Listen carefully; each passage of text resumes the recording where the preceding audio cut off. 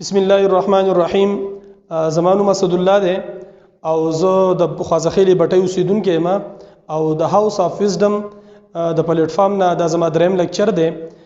نن به ان شاء الله په مختصر دورانیه کې خبره کوم. زموږ نن لیکچر به هغه په ادب باندې. ادب چې دی دا یو غټ هتیار دی او ایمان چې دی زه به دا ووایم چې ادب چې دی د ایمان غټه حصه ده. یو انسان له د بل انسان سره ورکولو دپاره د یو انسان له د بل انسان سره د ورکولو دپاره ادب دی. ادب د والدینو دی، ادب د مشرانو دی، ادب د علماو دی، ادب د اساتذو دی. نن چې زه کوم زما موضوع ده هغه ده د اساتذه کرامو ادب، د خپل استاد ادب. مور پلار دا خو موږ ته پته ده چې مور پلار الله تعالی مور پلار پیدا کړل او په قرآن کې الله تعالی داغو په بځای کې بار بار داغو دپاره دعاګانې ښوولي، رب ارحمهما کما ربیاني صغیره. او هر انسان له پکار ده چې خپل مور پلار ته دا دعا کوي چې یا الله زما په مور پلار باندې داسې رحم وکړي کله زه چې وړوکی وم په ما باندې رحم کړلی. خو موږ د بچپن نه په کتابونو کې وایو استاد ټیچر از ا اسپریچوال فادر او استاد روحانی باپ ہے. دا زمونږ روحانی پلار دی. خو د دې استاد ادب نن سبا په چاپریلچل کې چې کم ماحول دی د استاد او د شاګرد په منځ کې د ټولو نه لازمه خبره د علم او د تعلیم د حاصلولو دپاره، د ترقۍ دپاره، مخ په وړاندې د تلو دپاره، د ترقۍ دپاره، د نفع دپاره، د علم د حصول دپاره د ټولو نه غټه او بنیادی خبره چې په تعلیم او په علم کې کومه ده هغه دی د استاد ادب. کله چې د استاد ادبي کم شاګردان کم سټوډنټان دا چې د خپل استاد ادب کوي، د آل علم د کتاب ادب کوي، د ډیکس ادب کوي، د خپل ادارو خیال ساتي، د سکول مدرسې خیال ساتي، د ډیکس تپای خیال ساتي، د قرآن سپاری د کتاب او د کاپۍ خیال ساتي، د قلم او د پنسل قدر کوي. داسې خلکو له الله تعالی لوی مقام ورکوي. تعلیم ډیر خلک کوي، علم ډیر خلک کوي، خو نفع عزت نیک شهرت د ټولو برابر نه. د دې وجه دای کوم خلکو چې د خپل استاد قدر کړي، کوم شاګردانو کوم سټوډنټانو چې د خپل علم قدر کړي، د تعلیم قدر کړي، الله تعالی هغه له لوی ورځ ورکوي او الله تعالی هغه مخ په وړاندې بیاي. قرآن مجید کې الله تعالی فرمایي ما کان محمد ابا احد ولکن رسول الله وخاتم النبیین.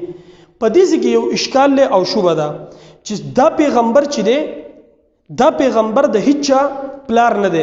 نو په دې کې یو شوبه دا پیدا شوه چې پیغمبر علی السلام خو د ټول امت د پاره د استاد دی، نو د پلار نه پیو شوه.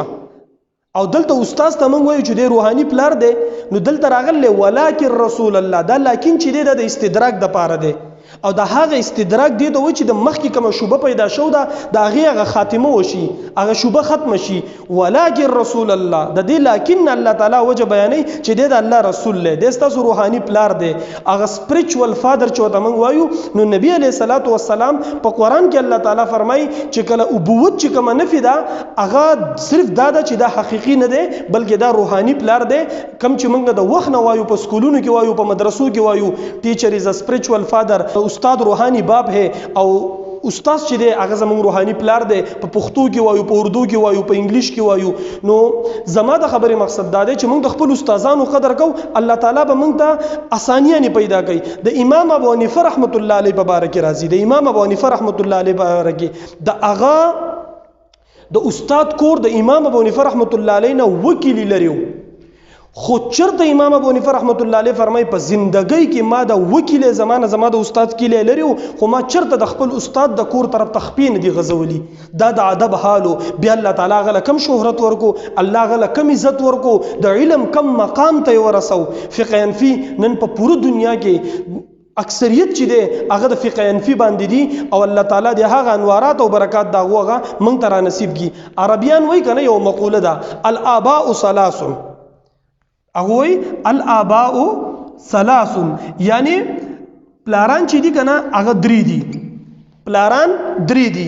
نمبر 1 من ولدکا، من ولدکا یو هغه پلار دی چې تاسو تی پیدا یې. دویم دی ومن زوجکا،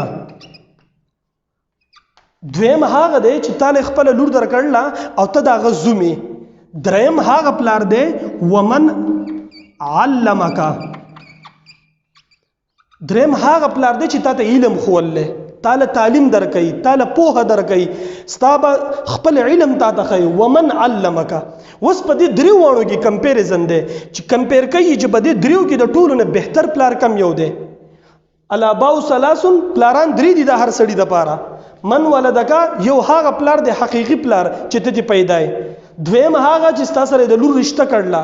دریم هغه پلار دی ومن علمک چې تا ته علم ښیي، چې تا ته علم ښیي. اوس په دې دریو واړو کې د ټولو نه بهترین پلار کم یو دی. وخیر اولئک من علمک، په دې ټولو کې د ټولو نه بهترین پلار چې دی هغه روحاني پلار دی کم چې تا ته علم ښیي. ځکه دا ومن علمک دا استاد چې دی دا روحاني پلار دی، تا ته د قدر هم ښیي، دی تا ته د حقیقي پلار هم قدر هم ښیي، دی تا د الله سره هم میلاوي، دی تا ته د ژوند طریقه هم ښیي، د ژوند سلیقه درته هم ښیي. نو وخیر اولئک په دې ټولو کې د ټولو نه بهترین پلار چې دی ومن علمک کم چې تا ته علم ښیي. د شان ورشاه کشمیری رحمت الله علیه ډیر قابل هستی په هندوستان کې تیره شوې ده او هغه به دا خبره کوله د دین تاسو د هغه د قابلیت اندازه والی. انور شاه کشمیری رحمت الله علیه فرمایل چې د دارالعلوم دیوبند په کتابخانه کې په لکاو کتابونه پراته دي، دا ټول کتابونه کا ضایع شو نو د هدايه نه علاوه زه به دا ټول دوباره ولیکم. نو دا غونه به چا تاسو وکړو چې تاسو د دومره غټ قابلیت څه وجه ده، تاسو د دماغ الله دومره تیز پیدا کړلی، دومره تاسو قابل د دې وجه څه ده. هغه ما چرته په ژوندۍ کې دوه خبرې نه دي کړي. زمانه په ټوله ژوندۍ کې چې ما علم حاصل او ما تعلیم حاصل او زمانه چرته استاد نه دی خپه شوی. او نمبر 2 ما چرته بدنظری نه ده کړې، ما چرته بے حیايي نه ده کړې. ته دې دوه خبرو د وجه نه الله مال دومره غټ علم را کړل. تاریخي روایتو کې راځي سکندر اعظم او ارسطو دا دواړه روانو، ارسطو استاد دی او سکندر اعظم شاګرد دی. د دواړه په لار باندې روانو نو چې په لار کې ولا مخې لراله نو دې استاد وی ارسطو چې زه مخ کې تیرېږم او سکندر اعظم وی چې زما مخکې لاړ شم. بهرحال دوانو خبره کوله خو په دې کې استاد پاتې شو ارسطو او سکندر اعظم په اوله کې مخکې تیر شو. چې کله د سکندر اعظم مخکې لاړ پوری واوړېدو، د پوری اوړېدو سره دا ارسطو پسې وروستو واوړېدو استاد خو دې خپو. د سکندر اعظم شاګرد ورته وویل چې استاد ته ولې خپئ؟ وایي زه ځکه خپه یم، زه ستا استاد وم، زه به مخکې راوړېدلی یم، ته به وروسته راوړېدلی وې. سکندر اعظم ورته په جواب کې وایي ستاسو خبره ټیک ده جي، خو زه په دې اوبو کې ځکه مخکې رالم. ما وی که دا جوړي په دې کې څه نقصان دی شي، په دې کې څه نور نقصانات دي، نو زه شاګرد یم، زه دې خراب شم، زه دې متاثر شم، خو زما استاد ارسطو دې بچ شي. او بیا ورته تاریخي الفاظ وی استاد جی که یو سکندر اعظم مړ شو نو هیڅ نشي کېدی، ارسطو به 100 سکندر اعظم نور پیدا کی، خو که یو ارسطو مړ شو او خراب شو او ضایع شو نو سکندر اعظم بیا د ارسطو په شان استاد نشي پیدا کولای. ته دې دینی واقع د دینی نصوصونه او د دې تاریخي واقعاتونه پته لګي چې د استاد ادب چې دی د علم د پاره د ترقۍ د پاره ډیر ضروری دی. او جناب نبی کریم صلی الله علیه وسلم فرمای په تاسو کې وای د ټولو نه بهترین انسان هغه دی خیرکم من تعلم القرآن وعلمه. په تاسو کې د ټولو نه بهترین په دې امت کې د ټولو نه بهترین خلک هغه دی چې هغه قرآن زده کوي او نور ته یې ښیي. په خپل زده کول او نور ته خول دا د ټولو نه بهترینه پیشه ده، دا د نبوت د پیغمبري پیشه ده. الله تعالی دې موږ په دې باندې پوهه کړي. د دې نن لیکچر مقصد هم دا چې موږ د تعلیم په میدان کې مخکې ځو. تعلیم خو ډیر خلک کوي، علم خو ډیر مخ خلک کوي، خو څه مخکې لاړ شي او څه شاته پاتې شي. موږ چې په تاریخ کې د ارسطو پیژنو، موږ چې په تاریخ کې امام ابو حنیفه پیژنو، موږ چې په تاریخ کې غټ غټ خلک پیژنو، دا ټول هغه خلک دي چې د خپل استادانو قدر کړل، د خپل علم او د تعلیم قدر کړل. نو زما ټول سټوډنټانو ته، ټول شاګردانو ته، زما ټول لیدونکو اوریدونکو ته دا ریکوست دی که تاسو په دنیوي میدان کې مخې ته تلل غواړئ، الله رضا کول غواړئ او دا غواړئ چې زموږ د تعلیم او د علم نه د چاته نفع وشي، د خپل استادانو قدر وکړئ.